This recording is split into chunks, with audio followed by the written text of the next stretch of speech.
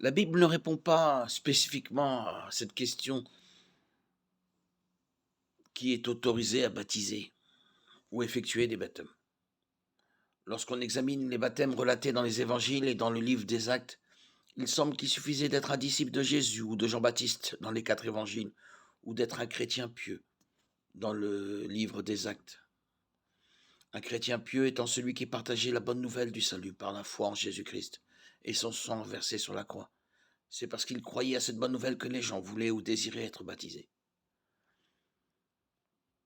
Pierre et les apôtres ont baptisé un grand nombre de personnes dans Acte 2, car elles ont répondu au message concernant le Christ. Plus tard, Philippe, qui avait d'abord été choisi pour distribuer de la nourriture aux veuves dans l'église de Jérusalem, a prêché l'évangile en Samarie et y a baptisé des croyants. Acte 6-8. Plus tard encore, Paul a baptisé certains de ceux qui ont fait confiance au Christ au cours de son travail missionnaire.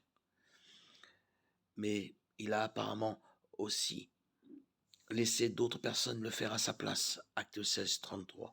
1 Corinthiens 1-17. Le passage central qui répond indirectement à cette question se trouve dans le passage de la Grande Commission, Matthieu 28-18-20.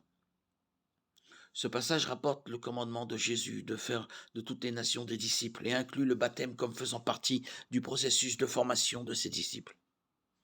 Si cet ordre est donné à tous les chrétiens, comme on le croit généralement, il s'ensuit que l'autorité de baptiser est également donnée à tous les chrétiens.